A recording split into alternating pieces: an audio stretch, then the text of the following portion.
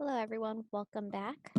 So now we're going to move on to activity 3. I know I accidentally kind of touched on this yesterday, but I actually wanted to discuss it today.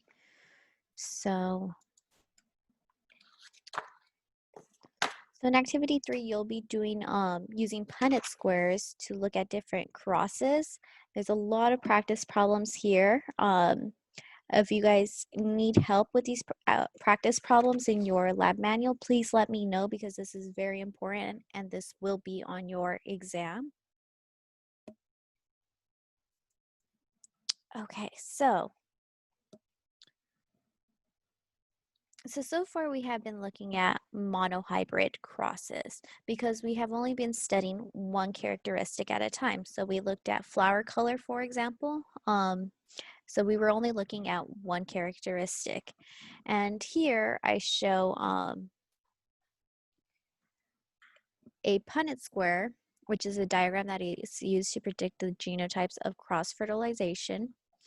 I show a Punnett square for pod color. So here on the left, the genotype of this organism is a capital Y and a lowercase y. So it has one allele for a yellow pod color and one allele for a green pod color. Once again, the capital letter is used to represent the dominant allele, which is the yellow pod color. The lowercase letter is used to represent the recessive allele, which in this case is the green pod color. So this pod carries the instructions for a yellow pod color as well as a green pod color. This organism here, this pea pod carries two recessive alleles, so it carries the instructions for a green pod color. So when you cross these, you essentially will bring this Y, uppercase Y here, this lowercase y here, and you will get this genotype. You do the same thing over here to this square. You bring this uppercase Y here, this lowercase y here, and you get this genotype. So you're just essentially filling in the possible genotypes of the offsprings that could result with crossing this organism with this organism. And you'll do that all the way through. So here you'll get a lowercase y, and finally a lowercase y. So using these Punnett squares, you can determine the or predict the genotypes from crossing this organism with that organism. So this is just the same cross we just did. And if we wanted to look at this Punnett square, we can ask questions such as, what are the predicted genotypes for this mating? Well, the predicted genotypes are a uppercase Y, lowercase y, uppercase Y, lowercase y, lowercase y, and lowercase y. And the predicted genotypes are right in here. What would the genotypic ratio be here? So you have two uppercase y, lowercase y, and two lowercase y, lowercase y. So you have a 2 to 2, or a, if you want to simplify it, a 1 to 1 ratio. So that means 50% of the offspring will have this genotype shown up here, and 50% of the offspring will have this genotype shown down here. So this is a genotype. What would be the predicted phenotypes? Well, the predicted phenotypes for these offsprings would be a yellow pod, because remember, the capital Y is the dominant allele, so they carry the instructions for the green pod. However, since they have this dominant allele, this is what their phenotype will be. So one half of the plants have inherited one allele for yellow pods and one allele for green pods. Capital Y, lowercase y, these plants will have yellow pods. The other offspring have inherited two alleles for the green pods, so two lowercase y's as shown here. So YY, so they will express the recessive trait. The recessive trait in this example is the green pod. So this is showing how to use Punnett squares when you're looking at one feature. And when Mendel did this, this gave rise to the law of segregation. So this is where he coined the term alleles. He coined the terms homozygous, heterozygous, dominant allele versus recessive allele, and where he developed the hypothesis and the law of segregation. So I have some videos that I want you guys to watch here. I'll post those up on the Canvas Learning. So there's 2 videos. And then in activity 3, you will also be doing Punnett squares when you want to look at more than one characteristic. So what happens if you wanted to look at 2 characteristics? So for example, you would want to look at seed shape as well as seed color. So what would result from a dihybrid cross? So in this example, the parent generation has a round yellow seed, and the other parent has a wrinkled green seed. When these were crossed, the F1 generation showed the dominant features, remember? It still carried the instructions for a wrinkled seed, and it still carried the instructions for a green seed. However, the phenotype was round and yellow. So Mendel wanted to see what happens when he crosses these 2 together, when he crosses the F1 generation together.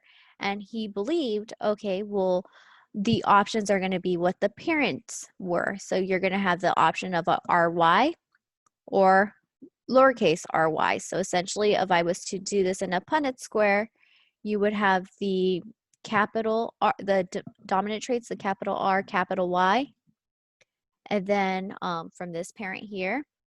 And then you'd have the lowercase r, lowercase y from this parent over here. And then since you're crossing the exact same generation together, you would have that again. The parent is a capital R, capital Y, and a lowercase r, lowercase y. So if you did a Punnett square, what you would observe are essentially this phenotype. You would see 3 round yellow seeds and 1 wrinkled green seed. However, when he actually conducted this experiment, he saw something like this. He saw that 9 out of 16 seeds were round and yellow, 3 out of 16 seeds were round and green, 3 out of 16 seeds were wrinkled and yellow, and 1 out of 16 seeds were wrinkled and green. So,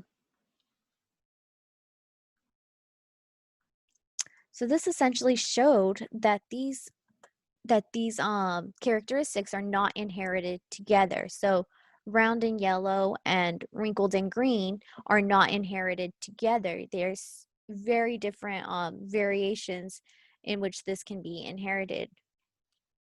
So if it were to be inherited together, then this hypothesis would have been supported. But since it wasn't, it suggests that these features are not inherited together. So they are independent of one another, and this gave rise to Mendel's law of independent assortment.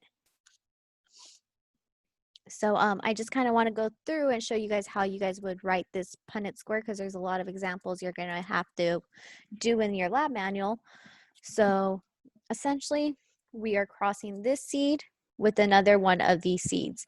So the way you would write this is you would put in this square the capital R, capital Y up here. You would do the lowercase r, capital Y over here.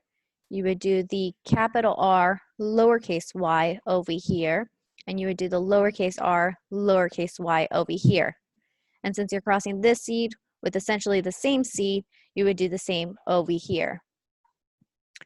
So remember, these gametes can separate and lead to the projection of various options. And those various options are these 4 combinations. So then you would fill out your Punnett square. So it'd be a capital R, capital Y, capital Y to give you this genotype and phenotype. It would be a capital R, lowercase r, capital Y, and you still have the round yellow. And you would essentially fill that all the way through with your letters, and then you'll go through and see, okay, well, this is dominant. This one has 2 capitals R's, so it's going to be round, and 2 capital Y's, so it's going to be yellow. This one has two recessive alleles for wrinkled and two dominant alleles for yellow. So it's going to be wrinkled and yellow. This one has two recessive alleles for wrinkled, so it's going to be wrinkled. And then it has a dominant allele for yellow and a recessive allele for green. So the dominant one is going to take precedence or be present, and it's going to be yellow. And you would essentially complete that for all of your results. And there are various examples that your lab manual has you do, and go ahead and complete those because it's great practice to actually go ahead and do these on your own. So in your lab manual, it gives you the example of aliens with big eyes being dominant to small eyes and green skin being dominant to purple skin. And you would do the dihybrid cross in this example here.